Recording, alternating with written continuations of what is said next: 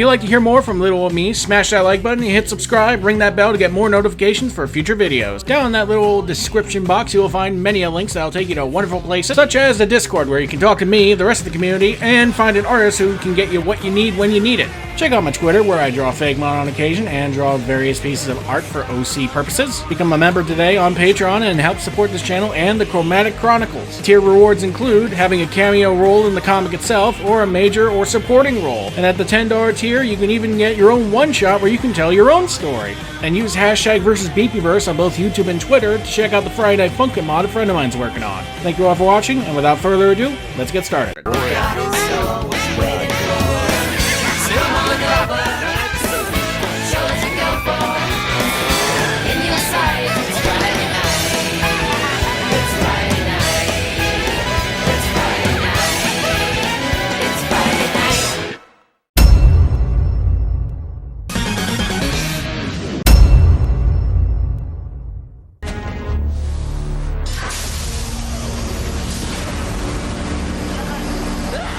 You know, to some extent, a stasis pod not opening unless it can detect sunlight or whatever is a neat idea and kind of makes sense, but it really doesn't.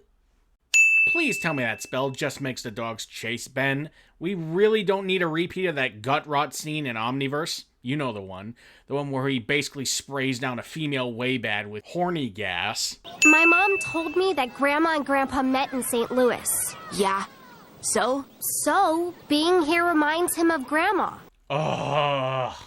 I'm gonna get to it when we get into Alien Force, whenever that is, but Verdona showed up twice. Once in her debut, and another to take Gwen's cousin back to Anodyne. We never got them interacting in the present time, which is like all the bullshit. Okay, Mr. Hero, rest time's over. Go fry the bad guy. That was your only warning shot. Now turn around, slowly. Wow, so glad Max took the time to suit up in his old plumber suit for this one instance, and literally no other time there was danger. Like with the mycelium, or the tick, or literally any time Kevin showed up.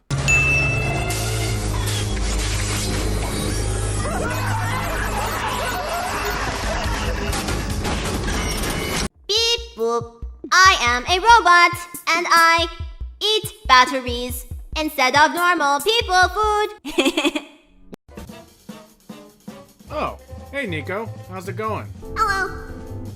So, curious to know what makes this robot so different from the others? Yeah. It's because this robot has a face, and that's it. Really? Yeah, I don't get it either. I have literally never thought of that. I was transporting the Omnitrix when I was attacked by our old friend. Transporting the Omnitrix. That's odd. Her sending it down to Earth was a spur-of-the-moment thing to keep it from Vilgax, but you gotta wonder. I'm just gonna headcanon that Azimuth is sending it to Zenith as, you know, a formal apology. Probably because after Ascalon wrecked the incursion homeworld, he couldn't really face her again. Question, if she's got telekinesis, why does she push them back and not, you know, implode them? I'd better do an undercover investigation. Hero style. Alright, Ben, just wait a minute. You don't know what you might see. This is Grandpa Max with one of his old girlfriends, after all. Could end up seeing something that looks straight out of a hentai. I mean, if Alien Romulus can have a whole scene that's a minute of alien tentacle deep-throating, then nothing's off the table at this point. That's a Tetramen, not a Splixen, in case you were wondering.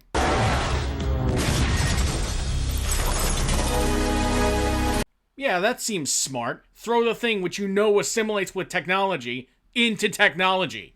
Great work, Xylene. You fucking idiot. If you wanted to be truly helpful, a Glavonic mechamorph would have been more appropriate. She means upgrade. Well, miss, I happen to know the secrets of the Omnitrix. If you really think a galvanic mechamorph can be more helpful, why don't you just turn him into one? Go ahead, pound that thing. Get this boy oozing. Wait. I got the watch by mistake? Of course. You know, I don't really get where Kuro's coming from where he thinks Ben knew that he always got it by mistake. Because, you know, the thing fucking veers at him. It kind of seems like it was intentional. At least from Ben's perspective. I was sending it to Max. Guess it would make more sense, Grandpa being a plumber and all. Do you guys not remember your little adventure with Animo in the Swamplands? The minute that man would have turned into a Lepidopteran, he would be in incredible pain. In fact, I'm pretty sure a lot of the Omnitrix aliens can't really function at Max's age. Don't you get it? She wants Grandpa to go away with her just like before. Only this time, there's nothing keeping her. I must admit, these human offspring are a mystery to me. On my planet, once you hatch, you're on your own. Okay, your culture's different. That's fine. But as the oldest one in this episode, you think you'd know a little, tact to not be so blunt and insensitive all the time, especially considering you've been out in the galaxy, communing with other people. Go! This thing's got control of the nanotech in my plumber's suit! You just know that this is just a celestial sapien flipping me off, saying, okay, I'll put Max in his plumber suit. I'm also going to put him up against an enemy that can take control of that suit because of nanomachines, and not make him take it off when the battle is over, because that makes sense. Huh? Is this what you want? I'll swap you straight up, my grandpa for the Omnitrix. Like most of the Digimon movies, how many times are we going to have to go through this song and dance of a plot point? Oh, come on, Xylene. What are you doing? You don't even know what's in that crate. Shit. Well, fan-fucking-tastic. Not only did you upgrade that robot again, but you gave it military-grade ordnance. Fan-fucking-tastic. You are very terrible at this. You know that? What is Max seeing you? Well, I mean, aside from the tentacles, of course. Sounds like a job for Upgrade. I think Ben doesn't know that Upgrade is made of nanomachines. You think he just thinks he's a puddle of slime or something? What's this thing supposed to do? Ah, yes. Upchuck.